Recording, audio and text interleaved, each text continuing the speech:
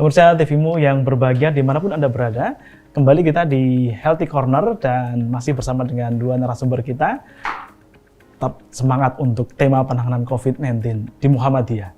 Baik, kita akan kembali ke Bu Ama. Bu Ama, kembali. Jadi tadi ternyata bahwa MDMC punya sekian klaster. Salah satunya adalah klaster psikososial. Betul. Klaster psikososial ini siapa saja?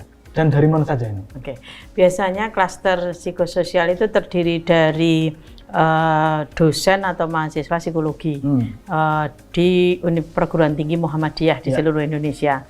Jadi mereka sudah terlatih menangani orang yang terdampak bencana atau yang mengalami baik itu masalah tekanan atau bahkan sampai trauma kalau sudah sampai yang tinggi ya dan juga psikososial ini tidak hanya untuk mengatasi, akan memberikan konseling, tapi juga membantu menghibur, memberikan aktivitas untuk anak-anak, orang tua dan remaja.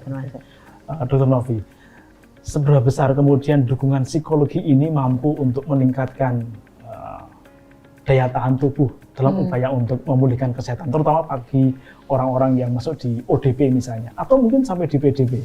Oh ya, ya tentunya kalau masalah stresor kan itu skala psikis semua mungkin udah banyak tahu ya Mas. Kalau gimana kalau kita stres ya imunnya jadi turun ya Bu ya. Jadi sebenarnya harus dibuat bahagia. Tapi kan memang kalau ya gimana kalau orang jadi ODP dia sudah stres duluan ya Bu ya biasanya. Nah, tapi ini yang perlu ditekankan bahwa kita harus memberikan sisi positif dari COVID ini ya, bahwa memang ini loh ada yang pasien yang sembuh gitu loh. Jadi yang dibangun adalah pikiran-pikiran positif buat pasien-pasien ODP ya. Bahkan yang bukan ODP jadi mereka sudah parno ya, jadi udah pada takut sendiri, paranoid semua itu juga bisa. Bahkan orang-orang yang tidak menjadi ODP pun ketika ada anjuran self isolation ya Bu, karena biar tidak terkontak mereka sudah stres gitu loh. Jadi, saya ngapain ya di rumah aja gitu. Saya nggak, malah kemarin juga ada beberapa mahasiswa juga merasa kan gini banyak dirumahkan ya Bu. Jadi mereka di kos nggak ada temennya gitu, nggak ada ngobrol-ngobrol, cuma lihat video call gitu. Jadi mereka ada beberapa yang merasa jadi ini menjadi suatu stres yang barunya. Inilah sehingga perlu ditekankan bahwa apa sih sebenarnya pemahaman dulu ya. Betul. Satu edukasi yang penting. Edukasi bahwa ini tuh tujuannya apa, sisi positifnya apa. Jadi kalau orang yang ini sudah mikir karena mereka sudah mikir yang negatif-negatif gitu kan. Betul. Jadi merubah cara berpikir. Jadi kalau memang pengaruh stres itu sebenarnya gimana kita membangun pikiran yang positif buat pasien-pasien itu sendiri. Dan negatif tadi itu salah satunya juga karena informasi yang salah ya? Iya, bisa juga.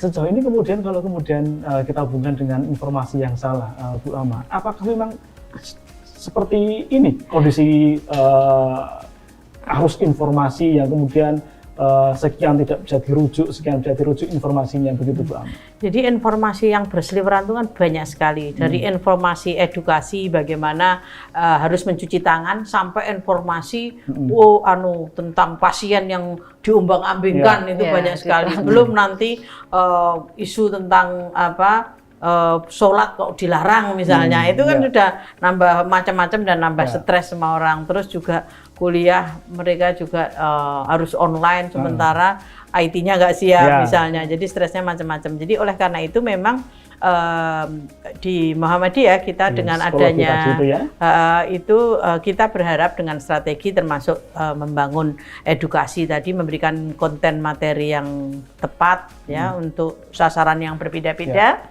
kemudian juga isi yang berbeda-beda, juga yang paling penting adalah tadi menyiapkan supaya masyarakat itu tidak semakin stres dengan informasi. Ini yang paling penting.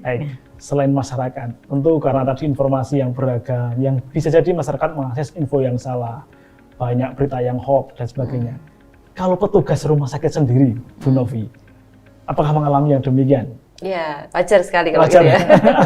Ya kalau selama ini sudah banyak teman-teman yang sudah melakukan tugas sesuai dengan peran masing-masing, ya mereka pasti akan khawatir. Dan biasanya mereka khawatirnya adalah kondisi ketika mau pulang gitu ya. Kebanyakan seperti itu. Waduh, kemana di rumah gimana. Jadi ketemu dengan istri atau suami gitu ya. Jadi jangan-jangan atau anak itu ya. Jadi bawa jadi bawa sering COVID banget kalau tenaga medis atau teman-teman yang dari rumah sakit mau pulang. Jadi makanya kan sekarang juga dari manajemen rumah sakit membuat suatu SOP baru bahwa semua karyawan rumah sakit harap diwajibkan, Bu. Jadi antara baju ketika baju pulang sama baju dinas itu berbeda. Dan memang disarankan itu harus mandi dulu gitu sebelum pulang. Jadi harapannya kan kalau hubungannya dengan kondisi COVID ini kan memang virus ini dia bisa istilahnya dia peka terhadap suatu bahan dekontaminasi untuk desinfektan. Jadi harapannya dengan deterjen sabun itu dia bisa mengurangi dan bahkan bajunya sudah diganti kan dengan baju yang bersih yang tidak terpapar itu. Jadi salah satu mungkin usaha dari manajemen untuk tidak memberikan ketakutan terhadap para karyawan ketika pulang dari rumah sakit gitu.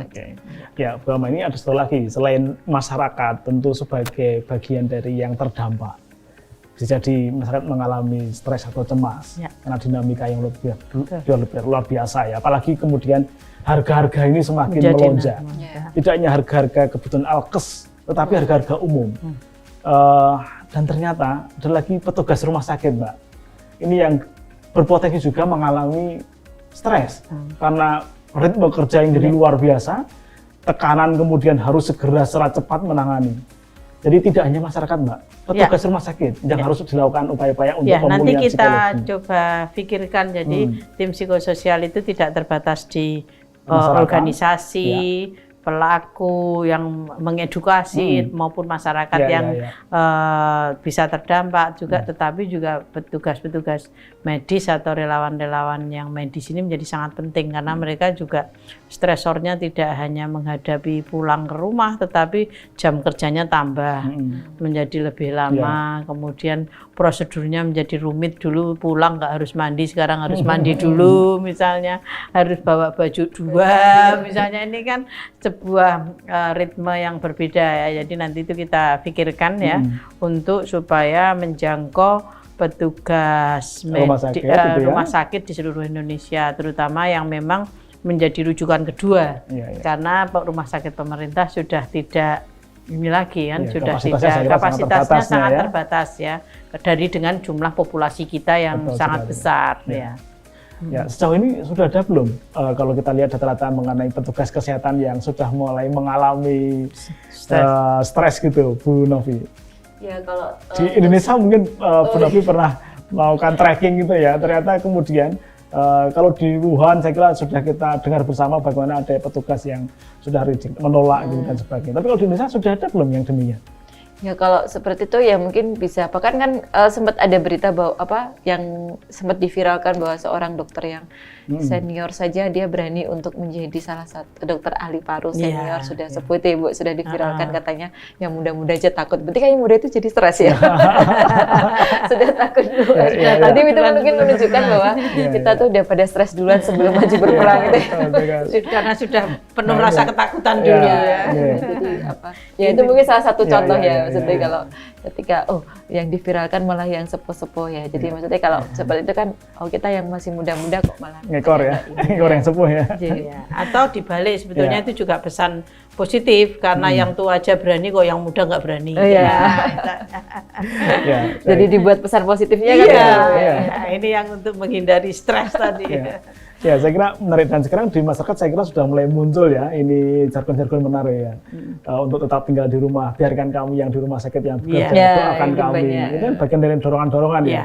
Nah, mungkin ini menarik Bu Ama. Ketika dukungan moral ini yang menjadi penting. Sosial media digagas oleh relawan Muhammadiyah untuk itu sudah kita edarkan. Jadi memang pesan-pesan positif ya. Kita itu membangun pesan positif. Covid ini kan sudah bikin stres. Kalau pesannya itu negatif itu kan bisa nambah stres. Sehingga pesan-pesan positif itu menjadi pesan yang sangat penting untuk dimasifkan ya.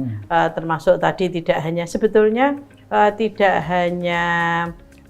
ini petugas medis dan dokter, semua relawan juga biar kami aja yang bekerja, yang lain di rumah. Jadi untuk membatasi tadi interaksi.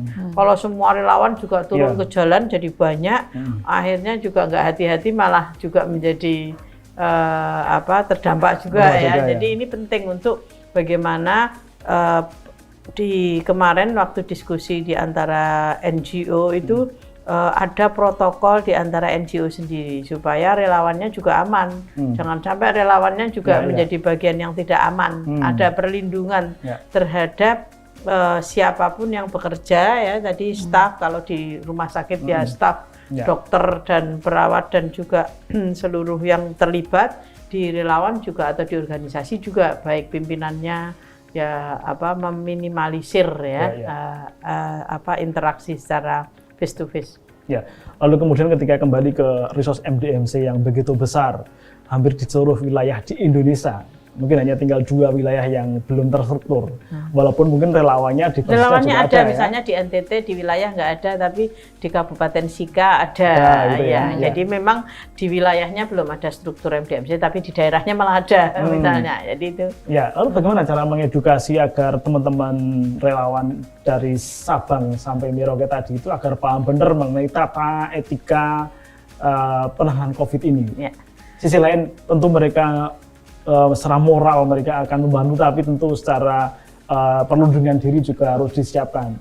Karena tentu ini berbeda ketika kemudian menangani gempa, tapi ini kan virus itu ya, yang tidak terlihat, tetapi kemudian bisa dirasakan ketika sudah dinyatakan positif misalnya. Ini bagaimana mengedukasi relawan dari Sabang sampai Merauke agar mereka paham begini, Mbak? Ya, jadi kita mempunyai WA Group MDMC Indonesia. Jadi kita menyampaikan informasi mengenai apa itu COVID, sekaligus memberikan konten tentang protokol. Nah, jadi protokol itu tata cara, tadi aturan kalau kita mau melakukan kerja-kerja kemanusiaan, termasuk di dalam penanganan COVID ini. Jadi misalnya mau memberi informasi, sosialisasi, ya jangan sembarangan mengumpulkan orang misalnya, nanti malah tidak aman untuk dirinya sendiri maupun orang lain. Jadi itu sudah kita buat protokolnya supaya mereka siap, dan kita juga ada conference call karena sekarang kita tidak tatap muka. Di samping itu untuk mengumpulkan se-Indonesia kan susah. Jadi kita memanfaatkan media-media yang ada untuk melakukan koordinasi dengan MDMC di wilayah dan daerah. Baik, nanti kita sambung bagaimana media-media komunikasi yang bisa dipakai untuk tidak harus tatap muka, demikian. Bu Novi, Bu Alma, kita break dulu dan kita akan kembali setelah yang satu ini.